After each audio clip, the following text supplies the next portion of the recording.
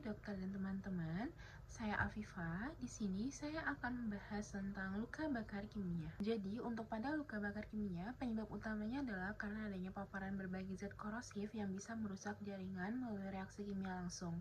Secara umum, zat penyebabnya dibagi menjadi beberapa kelompok, yaitu asam, basa atau alkali, oksidan, dan juga zat lainnya. Kelompok pertama adalah asam. Contohnya meliputi asam sulfat, asam nitrat, asam fluorida, dan asam klorida yang sering ditemukan pada industri maupun bahan pembersih. Selain itu, terdapat juga asam organik seperti asam asetat, format, dan fosfat, serta zat seperti fenol dan asam kloroasetat. Dan asam umumnya menyebabkan nekrosis dari koagulasi sehingga membentuk lapisan eskar yang bisa membatasi penetrasi zat yang lebih dalam meskipun tetap berbahaya. Kelompok kedua ada basa atau alkali seperti natrium hidroksida dan kalium hidroksida yang sering ditemukan pada pembersih saluran air. Terdapat juga kalsium hidroksida, hipoklorit, amonia, serta zat seperti fosfat, silikat, natrium karbonat, dan litium hibrida. Berbeda dengan asam, basa menyebabkan nekrosis dari likuefasi yang menghancurkan jaringan lebih dalam dan progresif, sehingga biasanya menimbulkan cedera yang lebih berat. Kelompok ketiga adalah oksidan seperti pemutih rumah tangga yang mengandung klorid, peroksida, kromat, dan manganat.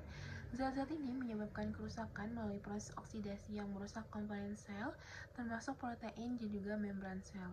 Selain itu, terdapat zat lain yang bisa menyebabkan luka bakar kimia seperti fosfor putih yang dapat terus terbakar saat kontak dengan udara, logam tertentu, serta bahan kimia dalam pewarna rambut. Cedera juga dapat terjadi karena akibat kantong udara atau airbag kendaraan yang melepaskan bahan kimia saat terjadi kecelakaan. Secara klinis, penting untuk mengidentifikasi jenis zat penyebab karena akan mempengaruhi dari kedalaman cedera, progresivitas dari luka, serta pendekatan tata laksana yang diberikan. Selanjutnya, untuk anamnesis, pada pasien dengan luka bakar kimia, anamnesis merupakan langkah awal yang sangat penting untuk menentukan dari derajat keparahan dan juga arah tata laksananya. Hal pertama yang harus digali adalah jenis zat kimianya, termasuk apakah termasuk asam, basa, atau zat lainnya, karena masing-masing memiliki mekanisme kerusakan yang berbeda. Selain itu, perlu juga ditanyakan terkait dengan konsentrasi zatnya serta durasi paparan, karena semakin tinggi dari konsentrasi akan semakin lama kontak, maka kerusakan jaringan akan semakin berat. Selanjutnya, kita juga harus memahami dari mekanisme cederanya, apakah terjadi karena tumpahan langsung pada kulit, inhalasi uap kimia, atau akibat dari tertelan. Hal ini penting dikarenakan akan menentukan dari organ mana saja yang mungkin bisa terlibat. Keluhan utama yang sering muncul adalah nyeri, rasa terbakar, iritasi pada area yang terkena. Namun, kita juga harus waspada terhadap gejala sistemik seperti adanya sesak napas pada paparan inhalasi atau nyeri saat menelan pada kasus ingestio yang dapat menandakan keterlibatan dari organ dalam. Itu penting juga untuk menanyakan riwayat dari pertolongan pertama, misalnya apakah pasien sudah dilakukan irigasi dengan air atau belum, karena sangat membantu dari progresivitas dari cedera. Khusus pada pasien anak, kita juga perlu mempertimbangkan kemungkinan paparan yang tidak sengaja, seperti tertelan bahan rumah tangga, namun juga harus tetap waspada terhadap kemungkinan kekerasan atau non-accidental injury. Dengan anamnesis yang lengkap, kita dapat menilai dari tingkat keparahan luka serta menentukan langkah penanganan yang tepat. Pada pemeriksaan fisik, evaluasi dimulai dengan inspeksi area yang terkena. Temuan yang bisa dijumpai adalah eritema, bula, ulkus, hingga nekrosis jaringan, tergantung pada jenis zat dan juga lamanya dari paparan. Secara karakteristik, luka bakar basa atau alkali biasanya tampak lebih dalam dan lembek karena menyebabkan nekrosis dari likuefaksi yang memungkinkan penetrasi lebih jauh ke jaringan. Sebaliknya, untuk luka akibat asam cenderung lebih superficial karena membentuk eskar melalui nekrosis koagulasi. Selanjutnya, penting untuk menilai dari luas luka bakar, salah satunya menggunakan metode Rules of Nines yang membantu dalam menentukan derajat dari keparahan serta kebutuhan terapi cairan.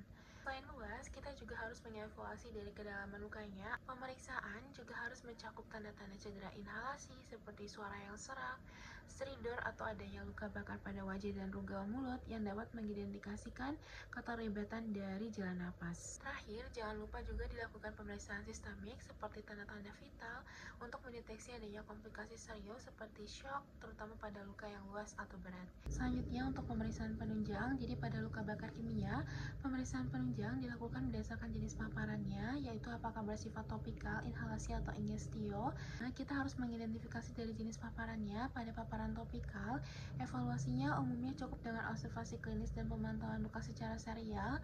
Namun, pada kondisi tertentu seperti paparan asam hidrofluorik, diperlukan perhatian khusus karena zat ini bisa mengikat kalsium dan juga magnesium, sehingga perlu dilakukan monitoring kadar kalsium dan magnesium serum untuk mencegah dari toksisitas sistemik. Pada paparan melalui saluran cerna atau ingestio, pemeriksaan utama yang harus dilakukan adalah endoskopi. Prosedur ini sebaiknya dilakukan oleh tenaga yang berpengalaman dengan tujuan untuk menilai dari derajat kerusakan mukosa serta mendeteksi komplikasi seperti ulkus atau perforasi. Endoskopi juga bisa dilakukan secara serial untuk memantau dari proses penyembuhan. Jadi cedera pada mata, maka pasien harus segera dievaluasi oleh dokter spesialis mata, dan pemeriksaannya meliputi penilaian dari derajat kornea dan pengukuran pH okular, serta dilakukan follow-up secara berkala untuk menentukan terapi lanjutan. Selanjutnya, ada pemeriksaan laboratorium yang dilakukan terutama pada kasus ingestio atau bila terdapat kecurigaan toksisitas sistemik. Pemeriksaan yang dilakukan bisa meliputi darah lengkap, elektrolit, kadar kalsium dan magnesium, fungsi hati dan ginjal, gas darah, kadar laktat, serta pemeriksaan koagulasi bila diperlukan. Untuk pemeriksaan radiologi, foto toraks posisi tegak dapat digunakan untuk mendeteksi adanya udara bebas yang mengarah pada perforasi, dan jika diperlukan dapat dilakukan CT scan non-kontras untuk mengevaluasi adanya udara bebas di mediastinum. Namun, untuk penggunaan kontras radio opak harus dihindari apabila terdapat kecurigaan perforasi, karena bisa dapat memperburuk dari kondisi pasien. Jadi selanjutnya untuk diagnosis, diagnosis dari luka bakar kimia ditegakkan berdasar kombinasi antara anamnesis, pemeriksaan fisik, dan juga pemeriksaan penunjang. Yang pertama adalah diagnosis didasarkan pada adanya riwayat dari paparan zat kimia berupa asam, basa, maupun zat korosif lainnya. Informasi ini sangat penting karena bisa membantu kita memahami dari mekanisme cedera yang terjadi. Selanjutnya, kita juga harus melihat dari gambaran klinis dari luka bakar, seperti adanya eritema, bula, ulkus, atau nekrosis dari jaringan yang mencerminkan dari derajat kerusakan yang telah terjadi. Lalu, diagnosis juga diperkuat apabila terdapat lokasi sesuai dengan area paparan, misalnya pada tangan akibat dari tumbahan bahan kimia atau pada mulut dan esofagus pada kasus ingestio.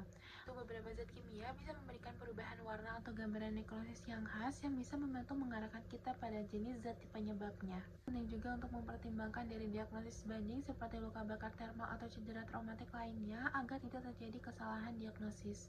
Jadi kita juga perlu melakukan penilaian dari derajat luka bakar baik berdasarkan luas maupun dari kedalaman, karena sangat menentukan dari tingkat keparahan kondisi serta tata laksana yang akan diberikan. Dan tata laksana yang pertama adalah evaluasi dan irigasi awal. Pada luka bakar kimia, langkah pertama dan paling penting adalah irigasi masif pada area yang terpapar. Tindakan ini wajib dilakukan segera untuk mengurangi dari konsentrasi zat kimia serta mencegah dari kerusakan jaringan yang lebih lanjut. Pada kasus paparan seperti ingestio, evaluasi utama yang digunakan adalah endoskopi yang merupakan gold standar untuk menilai dari derajat cedera internal. Tata laksana khusus untuk asam hidrofluorik. Jadi pada paparan asam hidrofluorik, irigasi tetap menjadi terapi utama, namun diperlukan terapi tambahan berupa kalsium glukonat yang bisa diberikan dalam bentuk topikal ataupun pasta. Seperti bisa digunakan larutan benzalkonium klorida. Selama aplikasi, tenaga medis harus menggunakan alat pelindung diri untuk mencegah dari paparan sekunder. Keberhasilan terapi biasanya ditandai dengan penurunan nyeri yang menjadi indikator klinis penting. Selain itu, perlu juga dilakukan monitoring yang ketat terhadap kadar kalsium dan juga magnesium, serta resiko terjadinya toksisitas sistemik dan juga aritmia yang cukup tinggi. Asam hidrofluorik tertelan, kondisi ini sering berkaitan dengan percobaan bunuh diri dan memiliki prognosis yang sangat buruk. Tata laksananya bisa meliputi lavase dengan pertimbangan klinis, serta monitoring ketat terhadap elektrolit, kadar kalsium dan juga magnesium, dan juga irama jantung. Cakram merupakan kondisi khusus yang sering terjadi pada anak-anak. Baterai ini bisa bocor dan melepaskan zat alkali sehingga menyebabkan luka bakar serius pada esofagus. Evaluasi awalnya dilakukan dengan radiografi untuk menentukan dari lokasi baterai. Lalu untuk tata laksananya, yaitu penanganan utamanya adalah endoskopi segera untuk pengangkatan dari baterai, dan tindakan ini harus dilakukan secepat mungkin untuk mencegah dari komplikasi. Jika baterainya sudah melewati pilorus, maka dilakukan observasi yang ketat serta pemantauan melalui pemeriksaan feses untuk memastikan baterai yang telah keluar dari tubuh.